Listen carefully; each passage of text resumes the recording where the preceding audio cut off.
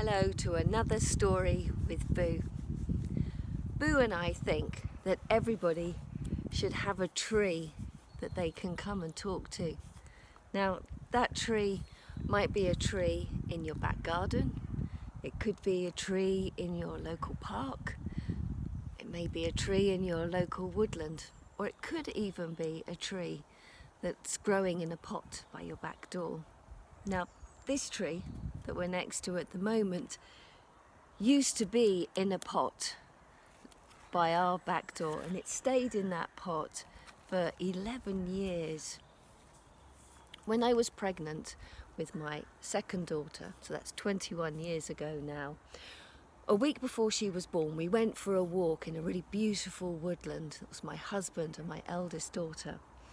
It was autumn time and there were loads of leaves everywhere, so we had lots of fun kicking through the leaves, and we also went and collected chestnuts, sweet chestnuts. The following week, when my daughter was born, my husband took our eldest daughter outside and took those sweet chestnuts and they planted them into pots, and this is one of the trees that grew. Now, sweet chestnuts have really huge leaves, but this tree, where it was in the pot, because it didn't grow very tall, very quickly, instead of growing big leaves like this, it grew perfect little miniature leaves, and so the tree then became a miniature sweet chestnut. When we moved from Wiltshire to Devon, we brought the tree with us. And then when we moved from our house in Devon here to the woodland, we brought the tree with us again. And we thought it seemed a bit mean to keep the tree inside its pot. And we thought, what will happen if we plant it out? Will it be okay? So we took our chances and we planted the tree. And this is what it is grown up into. And when I heard the story I'm about to tell you, it immediately made me think of this tree. And so in some ways, this tree is our listening tree.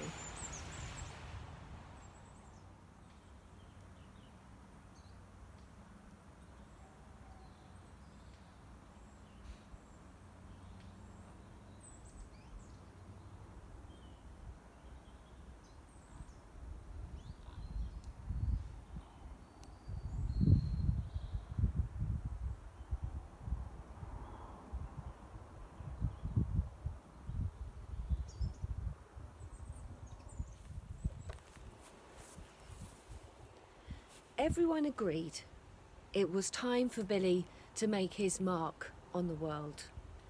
Everyone agreed it was time for Billy to get a job.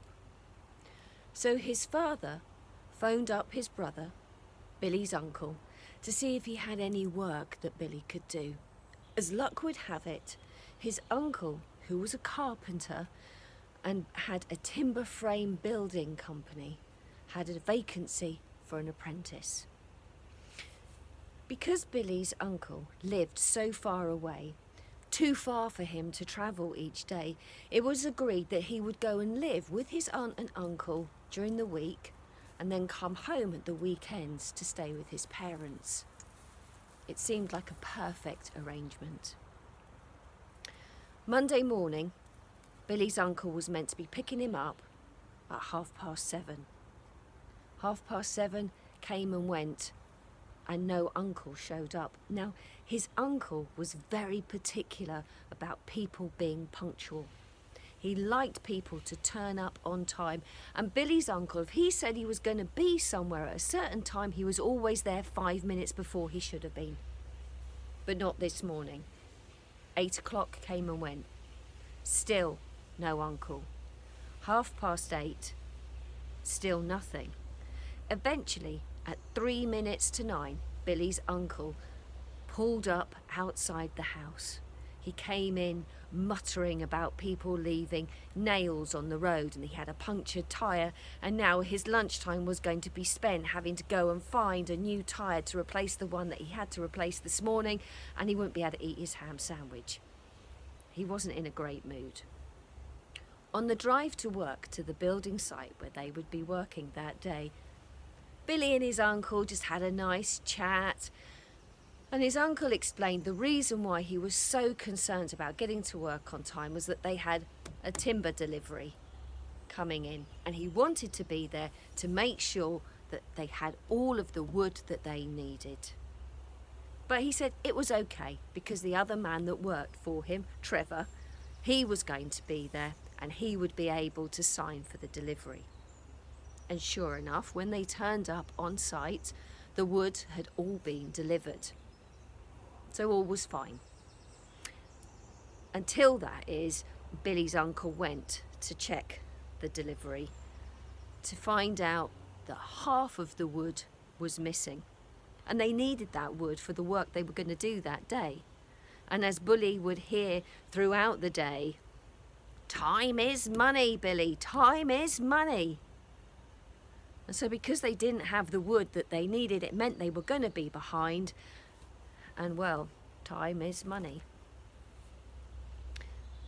The idea behind the apprenticeship was that Billy would work alongside his uncle and Trevor and see how they worked and learn on the job, learn as he went along.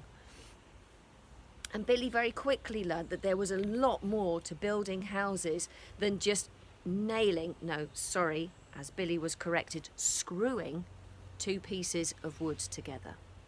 You needed to know maths, you needed to be good at your numbers, you needed to be good at your 4 and your 6 times table. Which was lucky because Billy liked maths. He also found out quite quickly that he needed to be good at measuring, and measuring accurately. It was also important to remember which end you were measuring from. He found this out at about the middle of the morning when Trevor had measured a wall from left going to right, and his uncle had measured it from right going to left. Now Trevor had the job of putting all the uprights in the wall that they were building. And Billy's uncle had the job of then coming along with the big sheets of material of wood to fix them onto the wall. But because they'd measured from different ends, well, it didn't quite line up. It didn't work. And so they had to start again, and time is money. And so once again, they were behind where they should be. Billy also learnt during the day some new swear words as he heard his uncle come up against all kinds of problems. It was topped off when in the afternoon, when Billy's uncle had said he'd had enough, he needed a break, he needed to go and get a nice cup of tea to settle down and calm down a bit, only to find that someone had left the milk out and hadn't put it back in the fridge, and the milk had gone off, so he couldn't even enjoy a good cuppa. By the time it came for them to be going home, Billy's uncle was so wound up. Driving home, he was gripping onto the steering wheel so tight you could see the whites of his knuckles. And this normally jolly, chatty man said not a word the whole journey home. Well, Billy was like, crikey. This was going to be his first evening with his aunt and uncle, and he wasn't really looking forward to it. Sitting there, having supper, and then trying to spend the evening with them, trying to make small talk when his uncle was in such a foul mood. But it is what it is. They pulled up outside the uncle's house, parked the van, walked up the path to the front door, and then his uncle did this odd thing. He stopped by a tree. There was a tree growing by the front door. It wasn't a very big tree. It wasn't a particularly impressive tree. In fact, it was a tree only a little bit taller than the door, but it had pretty leaves on it that were a kind of a reddy orange colour. And his uncle stopped by this tree and held on to one of the branches and just very gently stroked the leaves. And a transformation came over him.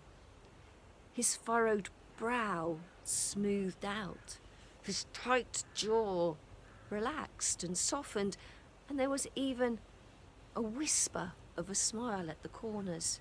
His shoulders that had all been hunched up and tight relaxed and released.